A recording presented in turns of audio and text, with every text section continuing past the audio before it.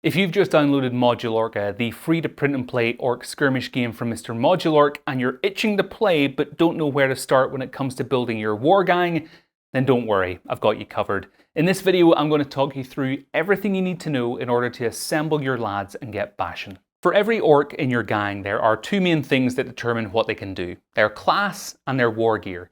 These are the building blocks you can use to make every Orc in your gang their own little special boy. Classes are the basic starting point for every model. They determine their basic stats, like how much damage they can take or how good they are at fighting. Classes also come with extra things that the model can do: abilities and passives. Abilities are proactive. They require the model to take an action, like a special attack or to reload a weapon that's empty, whereas passives are more things that happen automatically, like a stat boost or a model exploding when hit. War gear are equipable items, weapons, or items that the model can use. These also have their own stats and come with their own abilities and passives. So take a humble gob, let's call him Crub. Let's give him the boss banner gear, and now Crub is in charge. And because the boss gets the best gear, let's give him a machine gun so that he can mow down anyone who looks at him funny. That'll work really well with his class's Overwatch ability, which means that he can shoot at the first thing he sees moving. However, gobs aren't known for their skill in aiming, and Crub is no exception, so let's give him a Cyber Eye to level up his accuracy and make sure he hits his targets more often.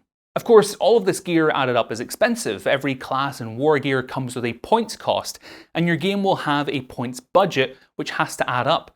So you can pile up all your points on a few elite units, kitted out with the finest gear, or maybe you think quantity has a quality all of its own, and staff up a huge gang armed with the basics. Both strategies are viable, and there are pros and cons to either. Having a handful of unstoppable orcs means that you can advance with confidence, but a big gang gets to activate more often, cover the battlefield, and react to mission objectives. It's really up to you to pick the playstyle you prefer. Models are also limited in how much gear they can physically carry. Classes have a carry allocation, which spells out how much stuff they can carry, and every piece of war gear has a carry cost. Classes and war gear also come with keywords, which do a couple of different things. Most keywords will change up how that model acts on the battlefield. A fast model will move further than normal. A cautious model can't be activated until every other model has had a turn, and a fragile model dies quicker. But the main way that keywords come into play when building a gang is that every item of war gear can only be equipped by classes that have the proper keywords. For example, medical gear and weapons can only be equipped by classes with the doc keyword. What's more, every class is a member of a different faction. Each faction has a very specific, very different playstyle, and each faction has special gear which can only be equipped by models who have that faction's keyword. Your war gang can be made up of a single faction, or you can mix and match. But every faction has its own strengths and weaknesses, so you can try synergizing and offsetting one faction's weaknesses with the strengths of another, or you can double down on a specific playstyle to overwhelm your opponent. The Horde are your simple, no-nonsense lads. They're the most flexible and versatile faction in Modulorka, and one of my favourites to play as. One of the main reasons for this is because they aren't quite as singularly focused in their playstyle as the other factions. They don't really excel at any one area, but at the same time that equally means that they aren't particularly vulnerable in any one area either. They definitely prefer shooting and using ranged weapons, which they are pretty damn good at, but they lack some of the bells and whistles that the other factions have. They're straightforward and they're reliable. But if you want to get up close and personal, then there's the Hunters. They excel at melee combat and short-range weapons like their buzz spears and the armor-piercing elephant gun, and have abilities that close the distance between them and their opponents. Every Hunter can charge and cover a bit of extra distance before clobbering, and another big draw is their monster mounts, who can stampede across the battlefield and trample their enemies. If you want a faction with a bit more stage presence, then you're going to want to look at the Rokkas. These orcs want to make some noise. They aren't big damage dealers, but what they are amazing at is area control and support actions. Rokkas can distract opponents, buff friendly models, and push opponents off objectives with epic sonic booms. They also have massive tinnitus from standing next to those huge speakers, which renders them pretty unfazed to special attacks. For this faction, I'd recommend checking out Roghead Banga, the Lord of Rock, who just gives off some real Mad Max vibes. If you're looking for something a little more mad science, then you'll want to look into the gearheads.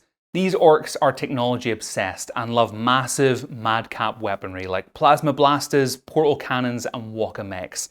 They're awesomely powerful, if a little unpredictable, but expensive and heavy, which makes them slow. So if you want a faction that packs a punch and you're the slow and careful type, this is the one for you. If, however, you want to get to your target quickly, then there's the speed cult. They're a high agility faction who are great at harassing enemies, but who aren't overly resilient and can be picked off quite quickly. They storm through the battlefield on fast attack gear like dirt bikes or jetpacks, aiming to hit their targets before running back off behind cover. There's a faction for every playstyle, so it's decision time. How do you choose which models to include in your Wargang? Well, for most games of Modulorka, you'll get around 30 to 50 points, which is enough to fund about 3 to 4 heavily equipped models or 8 to 10 cheap ones. A good tip is to tailor your force towards the missions in play. If you're playing missions like Assassinate or Kill the Overboss, where the goal is to take down one particular model, then it's a great idea to kit out those models with lots of expensive gear. Whereas if you're playing a mission which is focused more on battlefield control, like supply drops or This Is Ours, you'll want more units on the table. If you're not sure, then a good approach is to invest a lot of points in a single boss character, then fill out the ranks with some more affordable troops. Ultimately though, this game runs on the rule of cool. Modulorka isn't a stats and number crunching game. Weapons and abilities are unique, dynamic and fun to put into action, so pick what looks like fun to play. Pick a faction that you think looks cool, play a few games with them and see if you enjoy playing them. You'll find that certain factions, gear items or classes have very good synergies with others, and it's really fun to build wargangs that have a bunch of orcs work together and build off each other to take the game. What's more, this is a game that encourages creativity.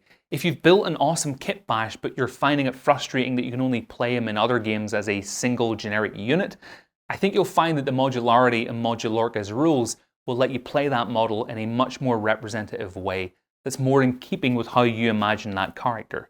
Modulorka is a game about characters. It's a game about your lads, and the rules designed to give you the building blocks to make your orcs your way and have them play that way. The most important thing though is to have fun, and if you haven't already, you can get your hands on this game over at modulorka.com and even get a free mini to download and print too.